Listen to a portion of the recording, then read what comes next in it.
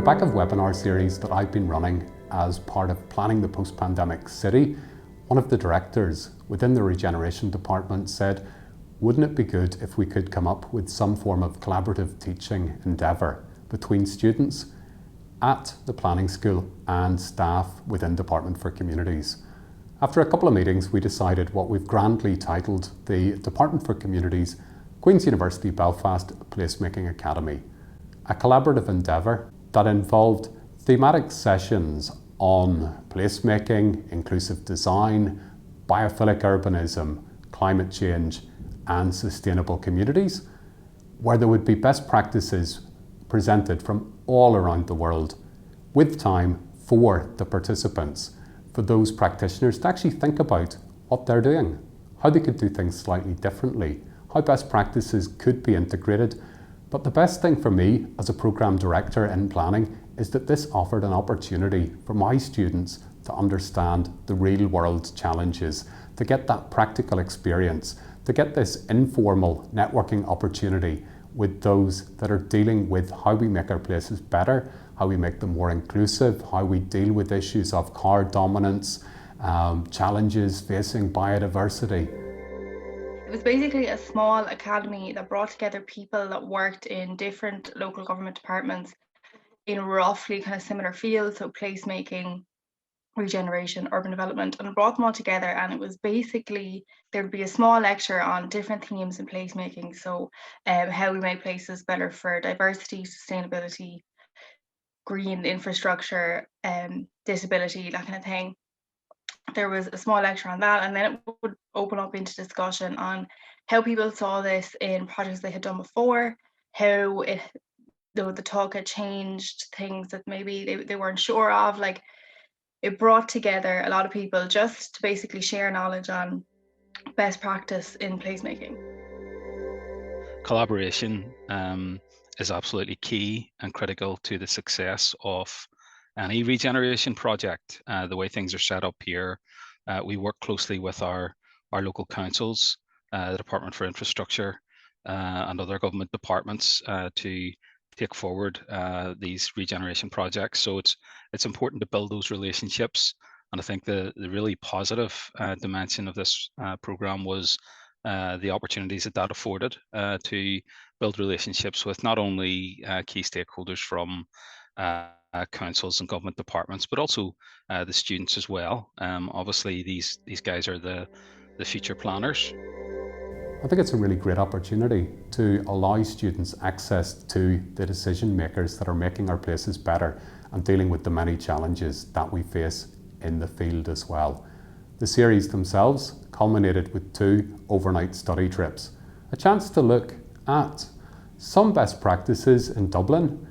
On the first trip, looking at things like a new park being created in the Liberties a week before it opened, using a lot of recycled material and really pushing what is capable in an area where there isn't access to good green space. The temporary pedestrianisation of Capel Street. These things have real resonance with the challenges facing those working in placemaking in Northern Ireland. The second study, we were able to visit Kilkenny, look at one of the largest regeneration sites in Ireland at the Abbey Quarter, and then look at the large pedestrianised core of Waterford and learn about their projects, their challenges, and what they're going to do next.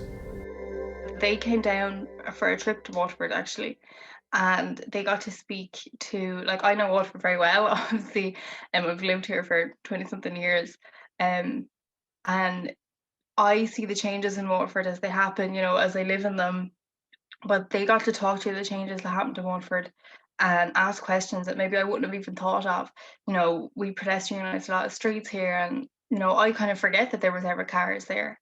And they got to ask the architects, you know, was there backlash? Did this cause issues that I would never have thought of? I had forgotten completely that there was uproar when they tried to pedestrianise the city centre, and now it's one of the nicest city centres I've ever been in.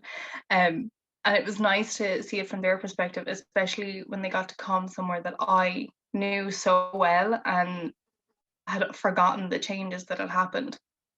So it helped me kind of see, oh yes, even in my own place, these are the challenges that they had. And you forget about them when you're in them. but it's nice to get another perspective. It's not only good for them to get exposure to real life projects and real life practitioners, but it's also good for us to connect with those students and to hear their ideas, and that all helps to enrich the conversation about where we go with placemaking. So I was really pleased, and the topics that were covered during the program were very helpful. They were well chosen and they were very useful, and the feedback certainly from my team and other colleagues in the department and the other participants was really positive in relation to that.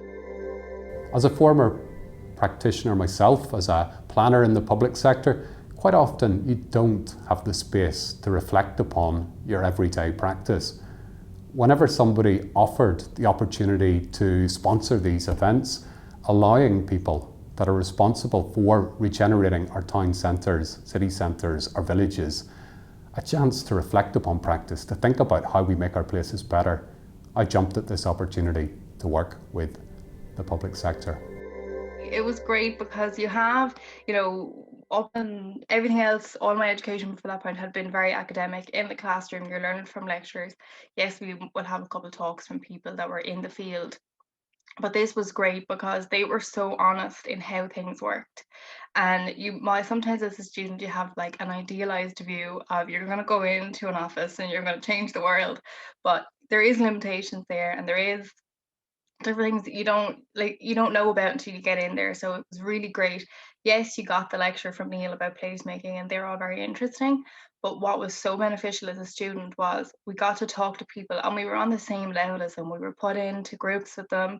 We were allowed into those discussions, and they treated us the same as we treated them. And that point was really beneficial for me and the rest of the students that were there.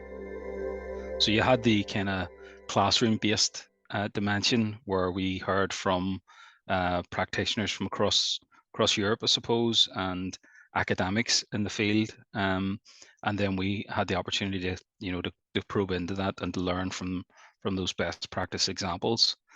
We also had the opportunity to do some field trips to Waterford, Kilkenny, and Dublin, where we were able to see again on the ground real life projects. And the good thing about those trips was that we had the opportunity to see a wide range of different types of intervention. So that included, housing-led regeneration in Dublin, heritage-led regeneration in Kilkenny and Waterford, and also some of the kind of COVID type interventions to pedestrianise areas and change the traffic flows in places like Capel Street in Dublin, and also major regeneration projects involving partnerships with the private sector. So there was good breadth and variety to those projects, and there was a lot of rich learning for all the participants, not just from the visits, but also from each other, where we're talking through some of the projects that we're involved in and sharing good practice and experience about that. So they kind of talked about projects that were like the Entries project around Belfast, which was kind of tactile placemaking and tactile wayfinding. There was like big urban regeneration projects that in like old PSNI sites or army sites that brought up a lot, and a lot of smaller regeneration things. Last semester only, we were doing live projects in Kilkenny, Meath and Galway. Previously we've done work in Westmeath, in Donegal. We worked widely across this island, but we also were able to have a very fruitful study trip to Edinburgh, where we engaged with the City Council there, the Scottish Government, Architecture and Design Scotland, Glasgow City Council. I think it'd be wonderful to try and convene an event where best practices or common challenges are discussed, whether it is a celebratory type event, looking at how things can be done slightly differently. The feedback has been really positive from the participants and very strong.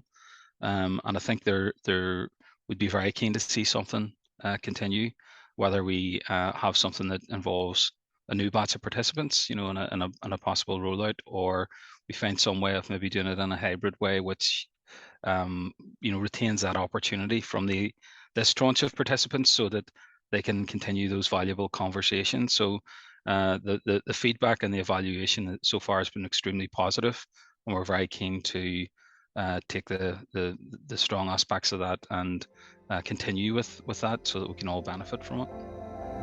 Planning is going to be something, it needs to be central to this placemaking discussion. It needs to look at, the quality of life, the life expectancy differences between parts of cities, and go, is that good enough that a kid, through no fault of their own, happens to have a much lower life expectancy, a much lower quality of environment, a lower quality of safety within the city?